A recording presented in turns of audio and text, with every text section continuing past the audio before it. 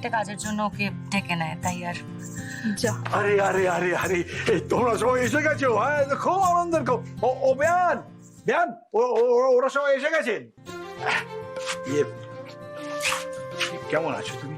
মানে জানি এরকম একটা ঘটনার পর মনটা কারো ভালো থাকে না, কিন্তু পুরাণে আছে, জানো তো, পুরাণে আছে যে ওই কি বলে, আগুন মাথায় যদি আগুন জ্বলে, পেটে যদি যেখানেই আগুন জ্বলুক, তার শ্রেষ্ঠ নেবানোর উপায় হচ্ছে উদর পূর্তি, ভালো খাওয়া।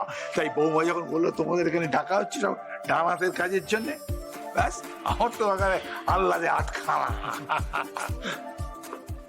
এসব কোন পুরাণে লেখা আছে বেআই মশাই? এইসব কথা এখন থাক, পরে বলবো। হ্যাঁ, তোমরা তো চেনো, সবাই আমাকে চেনো, উনি হচ্ছেন আমার বেয়ান। তোমরা দাঁড়িয়ে কেন? এসো এসো, বসো। হ্যাঁ, বসো সব। এই, না না না, আপনার জন্য ঘরে কোনো জায়গা নেই। আর কেন?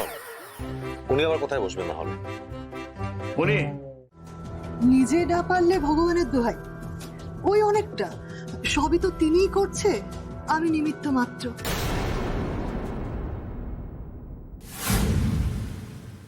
ঠিকই বলেছেন মা।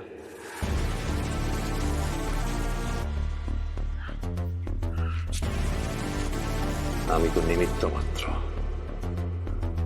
যা করার সবটা তো উপরওয়ালাই করছেন। এইরকম ভাবেও কিন্তু আড়াল থেকে লড়াইটা চালিয়ে যাওয়া যায়। স্যার, এটা তো দারুণ হবে, মেঘের আড়াল থেকে যুদ্ধ করার মতো। সেই জন্য তো আমার নাম ইন্দ্রজিৎ।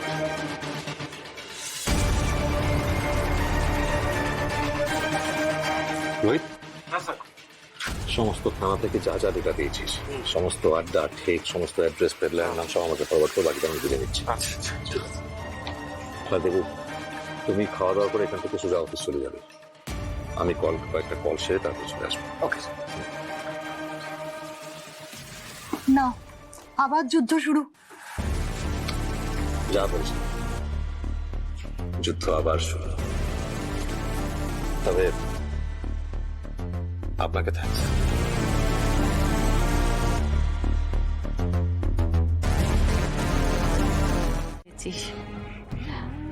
ওই দুল দুটো কাজ ছিল জানিস তোর দিদিমার।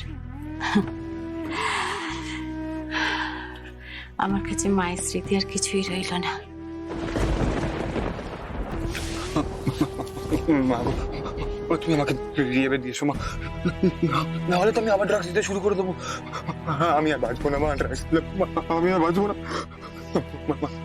মা প্লিজ মা, আমাকে দিয়েছো মা। রিহাবে সেখানে তো অনেক টাকা লাগে। ঠিক আছে, আমি কালকে ব্যাংকে গিয়ে দেখি কত টাকা তুলতে পারি। আচ্ছা, তুই আমাকে একটা কথা বলতো, ওই দলে তপু, বিধান ছাড়া আর কে কে ছিল? আর কি বলতে, মামা না কি একটা শুনেছি, ওই বিধানদা কাকে ফোন করে বলতো একটা। মামা? না না না না না না না না না না না, মামা না, মামা না, কি যেন ছিল, মালা, মালা মালা মালা। এই খবরটা তোমাকে ইন্দ্রজিৎ স্যারকে জানানো উচিত। মা, আমি যাই মা। এত রাতে? কোনো লজ্জা টজ্জা নেই গো, বারবার শুধু ব্রেকআপ করে দিয়ে তুমি শুধু ফ্যাপা করে ফিরে আসো। আরে তোমার জন্যই তো, মানে মানে আমি চলে গেলে তোমার কেউ জুটবে নাকি? তাই জন্যই তো। আমার কেউ জুটবে না মানে? না মানে তুমি চলে গেলে আমার কেউ জুটবে না, বলা ভুল হয়ে গেছে। দাও, এই নাও, লাতে খাও, এটা খাও, কি মাথা ঠান্ডা করে ফেলো। তুমি খাবে না? না না, তুমি খাও না, তুমি খেলেই আমার পেট ভরে যাবে। যা দাও। কি? খাও না, খাও। আরে ভাই, এখানে আরে ভাই, মিকি খবর কি? হ্যাঁ, কোথায় তুমি? কোথায় আর থাকবো, এখানেই আছি, তুই চালিয়ে যা। হ্যাঁ, বাইরে আমার একটু তাড়া আছে, আমি বেরোচ্ছি, তুই কল করিস। আরে চিল আউট করে হবে। হ্যাঁ, চল, টাটা। টাটা। আমার ছেলেটা আমাকে বলতো, মা তুমি দেখো, আমি বড় হয়ে তোমার সমস্ত দুঃখ কষ্ট দূর করে দেব। আমার কোলে মাথা রেখে কত কথা বলতো জানে, কিন্তু আজ আমার কোলে ওই ছেলের লাশের গন্ধ, আমার হাতে, আমার সারা শরীরে, আমার কাপড়ে ওর লাশের গন্ধ, ওর ছাইয়ের গন্ধ। ম্যাম ম্যাম আপনি শান্ত হন, এগুলো ভেঙে পড়লে চলবে না কিন্তু, শান্ত হন। আমি ঠিক আছি, আমি একদম ঠিক আছি। আমি যে কাজটার জন্য এসেছিলাম, আসলে আমার ছেলে যে কথাটা বলার জন্য বাড়ি থেকে বেরিয়েছিল, সেই কথাটা আমি বলতে এসেছি। অবিনাশ বলেছিল ওর হ্যাঁ, ওর প্রথমে নামটা মনে পড়ছিল না, তারপর মনে পড়েছে, মালা। মালা। আর কিছু বলেছিল অবিনাশ? না, প্লিজ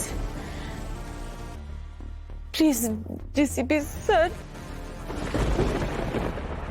ছেলে আর মায়ের এই আকুতিটা শুনুন। আপনি ওদের কাউকে ছাড়বেন না, কাউকে ছাড়বেন না। ওটা একটা চক্র। এই চক্র মাথা ছাড়া দেবার আগে আপনি ভেঙে গুড়িয়ে দিন, নইলে আরো কত অসহায় মায়ের কোল শূন্য হয়ে যাবে আমার মতন।